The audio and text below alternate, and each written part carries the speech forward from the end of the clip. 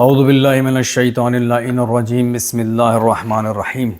حمد و ثنا و رب جلیل کی جو کائنات کا خالق و مالک ہے، اور درود و سلام ہو محمد و آل محمد پر، اللہم صلی علی محمد و آل محمد۔ مکتبہ اہل بیت آل محمد کے ماننے والوں پر ایک اعتراض یہ بھی کیا جاتا ہے کہ شیعہ حضرات جو ہیں وہ 3 وقت کی نمازیں پڑھتے ہیں۔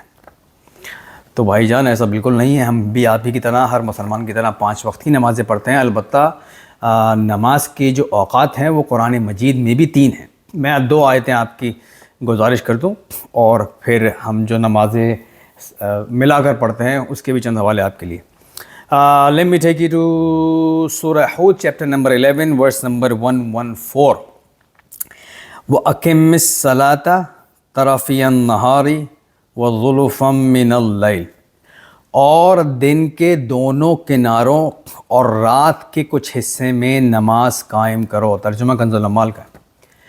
دن کے 2 کنارے، یعنی کہ پہلا کنارہ فجر، دوسرا کنارہ مغرب یعنی رات سے پہلے، اس میں نماز پڑھو، اور رات کے کچھ حصے میں، یعنی کہ پہلے کنارہ فجر، اس سے پہلے 2 کناروں کے اندر آپ کے پاس ظہر اور عصر ہے، اور پھر رات کے کچھ حصے میں یعنی مغرب عشاء۔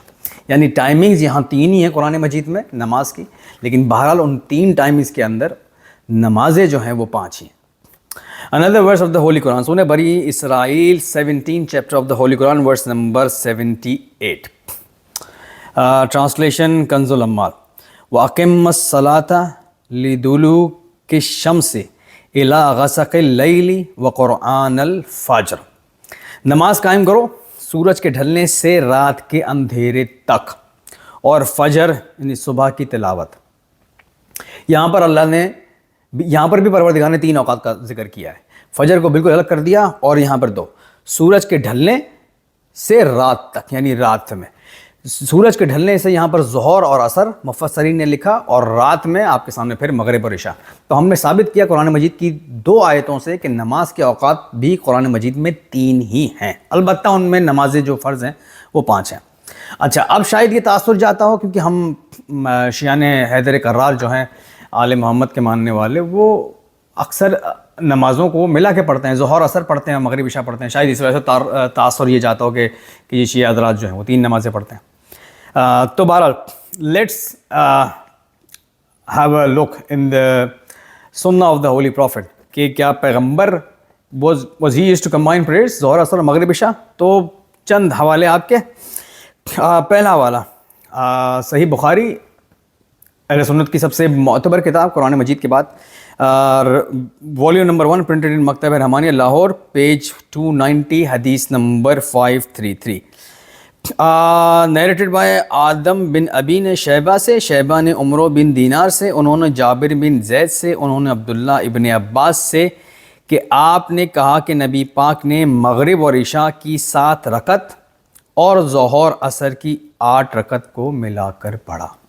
It is the sunnah of the holy prophet to combine ظہر and عصر and مغرب and عشاء۔ 12 2 حوالے اور آپ کو دے دوں صحیح مسلم کے۔ International number 705B، narrated by Ibn Abbas, the messenger of Allah observed noon and afternoon prayers، یعنی ظہر اور عصر together in Medina without being in the state of fear or in the state of journey، نہ تو کسی خوف کے عالم میں تھے نہ کسی سفر کے عالم میں تھے۔ تو پوچھا ابو زبیر نے ابن عباس سے کہ پیغمبر نے ایسا کیوں کیا؟ تو ابن عباس نے کہا کہ he asked the prophet کہ آپ نے ایسا کیوں کیا؟ تو the prophet replied that he wanted that no one among his ummah should be put into unnecessary hardship، کسی بھی، وہ پیغمبر نے کہا میں نہیں چاہتا کہ میری امت کسی بھی مشکل میں پڑے، یعنی کہ تمہاری آسانی کے لیے پیغمبر نے ظہر عصر اور مغرب عشاء کو ملا کے پڑھا۔ ایک اور حوالہ آپ کا Sahih Muslim international number 706A، narrated by Mu'adh bin Jabal، the messenger of Allah combined in the expedition to Tabuk the noon ظہر with afternoon prayer عصر and the sunset prayer مغرب with the عشاء prayer، یعنی پیغمبر نے ظہر عصر اور مغرب عشاء کو ملا کے پڑھا۔ معاذ بن جبل یہ کہتے ہیں تو جب ان سے سوال ہوا کہ بھئی کیوں ہوا، تو معاذ کہتے ہیں میں نے پیغمبر سے پوچھا، تو پیغمبر ریپلائڈ the same thing، پیغمبر نے کہا کہ میں نہیں چاہتا کہ میری امت کو کسی بھی unnecessary hardship میں ڈالا جائے، this is only for the convenience of my ummah، میری امت کی آسانی کے لیے یہ ہے کہ تم نمازوں کو ملا کے پڑھو۔ بہرحال 10 حدیثیں صرف صحیح مسلم کے اندر ہیں کمبائننگ پریئرس کے حوالے سے۔ امام احمد بن حنبل نے بھی مسند میں لکھا، موطا مالک میں بھی، لیکن بہرحال حوالے دیتا تو ویڈیو بہت لمبی بن جاتی۔ تو ہم نے یہ ثابت کیا قرآن مجید سے کہ قرآن میں بھی نماز کے اوقات 3 ہی ہیں، ان 3 اوقات میں 5 نمازیں ہیں، اور بہرحال ظہر اثر کو ملا کر پڑھنا اور مغرب عشاء کو ملا کے پڑھنا یہ پیغمبر اکرم کی سنت ہے۔ اور آپ کے امام اربعہ جو 4 ہیں ان میں سے 3 جو ہیں اس میں احمد بن حنبل، امام مالک، امام شافعی، ان تینوں کا بھی یہی نظریہ ہے، یہی فتویٰ ہے کہ آپ ظہر اثر اور مغرب عشاء کو بغیر کسی وجہ سے اپنی آسانی کے لیے ملا کے پڑھ سکتے ہیں، یا آپ کی آسانی کے لیے ہے۔ تو پہلی بات تو میرے بھائی آپ نماز پڑھتے، آپ پیغمبر کی سنت پہ عمل نہیں کرتے، اور جو سنت پہ عمل کر رہے ہیں آپ اس پہ اعتراض کرتے ہیں۔ خیر، افلا تفکرون افلا تدبرون، شاید کہ تیرے دل میں اتر جائے میری بات۔ وما علینا الا البلاغ المبین۔